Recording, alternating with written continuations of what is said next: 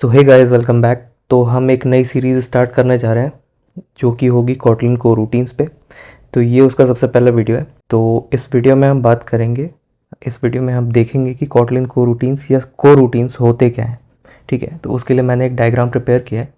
तो मैं एक वर्बली बता देता हूँ। को रूटीन्स को अगर हम डिवाइड करें तो आता है को plus routines, that is cooperative, and routines mean functions. तो वो फंक्शन जो आपस में कोऑपरेट करके कोड एग्जीक्यूट करें उन्हें हम कहते हैं को रूटीन्स। ठीक है, तो अब को रूटीन्स के फंडामेंटल समझ लेते हैं, वो इंटरनली काम कैसे करते हैं। हमारे पास एक थ्रेड है, एक सिंगल थ्रेड है। ठीक है, तो हुआ क्या कि फंक्शन ए थोड़ा सा एग्जीक्यूट हुआ, फिर उसने फंक्शन बी को कॉल कर लिया।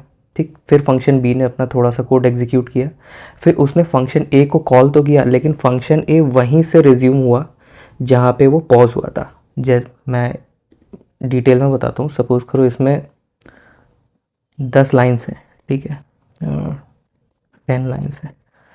तो इसने क्या किया था, सॉरी, इसने इसने 2 लाइन्स एग्जीक्यूट करी थी। उसके बाद कंट्रोल ट्रांसफ़र हो गया था हमारे फंक्शन बी को। ठीक है, इसने भी यहाँ पे, इसके पास इसने 4 लाइन्स एग्जीक्यूट करी। ठीक, उसने क्या किया, कंट्रोल ट्रांसफ़र कर दिया वापस फंक्शन ए को।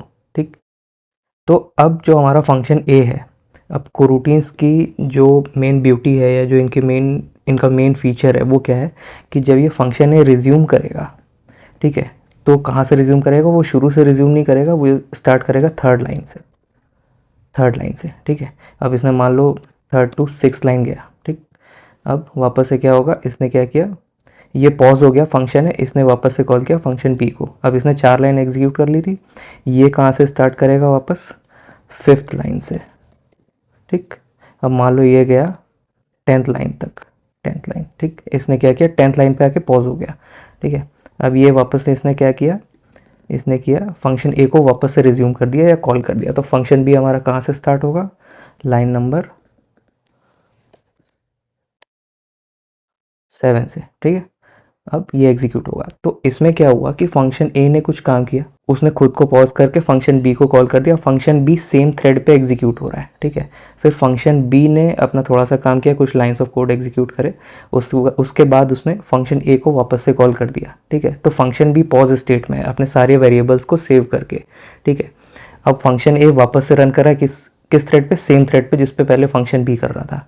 ठीक है, तो इसमें क्या हुआ, हमारा थ्रेड आइडियल नहीं है किसी भी सिचुएशन में, वो कुछ ना कुछ काम कर रहा है।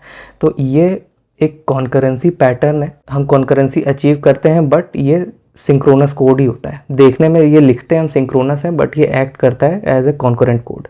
ठीक है, तो यही मेन फंक्शनैलिटी है को रूटीन्स की, कि अगर एक फंक्शन हमारा थोड़ी देर एग्जीक्यूट करके वो किसी चीज़ का वेट कर रहा है या पॉज स्टेट में है, तो जो हमारा थ्रेड है, हमारा सिस्टम का जो थ्रेड है, वो कभी भी आइडियल नहीं रहेगा, वो कोई और को रूटीन को एग्जीक्यूट कर लेगा, कोई और फंक्शन को एग्जीक्यूट कर लेगा। तो हमारा जो थ्रेड है वो मैक्सिमम यूटिलाइजेशन पे आ जाता है। ठीक है, तो कोरूटीन्स हमारे थ्रेड को और यूटिलाइज करने में हेल्प करते हैं। कैसे, फंक्शन को पॉज कर दिया और वापस से वहीं रिज्यूम किया जहाँ पे छोड़ा था। और कोई ज़रूरी नहीं है कि अगर जैसे ये थ्रेड मेरा, मान लो ये थ्रेड ए था, ठीक है, मैं इस पर लिख देता हूँ थ्रेड ए, थ्रेड 1। ठीक है, अब यहाँ पे मेरे पास कुछ एक थ्रेड 2 भी था, सपोज करो। ठीक, इस पे यहाँ पे लिखते हैं थ्रेड। ठीक, तो कोई ज़रूरी नहीं कि यहाँ मेरा फंक्शन बी जो था जब वो, या फंक्शन ए जो था जब वो रिज्यूम करेगा तो वो उसी थ्रेड में करे। जो कोई भी खाली थ्रेड मिल जाएगा उसे, वो उसमें एग्जीक्यूट हो जाएगा। तो हमारे कितने भी थ्रेड है जो हमारे थ्रेड पूल से ओएस लेवल के हैं, उनका मैक्सिमम यूटिलाइजेशन हो जाता है। कैसे, कोरूटीन्स को यूज़ करके। तो कोरूटीन्स को कहते हैं लाइट वेट थ्रेड, बट वो है नहीं, वो एक कॉन्करेंसी पैटर्न है, वो एक फ्रेमवर्क है। तो आई होप आपको समझ आया होगा, ये काफ़ी इजी मैंने समझाने की कोशिश करी है। मैं एक बार फिर से एक ओवरव्यू दे देता हूँ। कॉटलिन कोरूटीन्स एक फ्रेमवर्क है जो कॉन्करेंसी अचीव करते हैं maximum utilisation of OS threads से। ठीक है, अब वो मैक्सिमम यूटिलाइजेशन कैसे होता है, जो अभी हमारे फंक्शन है वो, उनको हम पॉज कर सकते हैं और रिज्यूम कर सकते हैं। तो हमें बार बार हमें ये ज़रूरत नहीं है कि एक बार एक फंक्शन कॉल हो गया तो उसको पूरा ख़त्म करके ही हमें आगे बढ़ना है। अगर हमें किसी चीज़ का वेट करना है तो हम उस फंक्शन को वहीं रोक सकते हैं जहाँ पे वो है, और वापस से कुछ समय बाद हम उसे वहीं से रिज्यूम कर सकते हैं। ठीक है, तो आई होप आपको समझ आया होगा। अगर आपको समझ कुछ भी नहीं आया तो आप कमेंट्स में पूछ सकते हो, आई सॉर्ट इट आउट। तो इस वीडियो के लिए इतना ही, मिलते हैं नेक्स्ट वीडियो में, तब तक के लिए बाय बाय।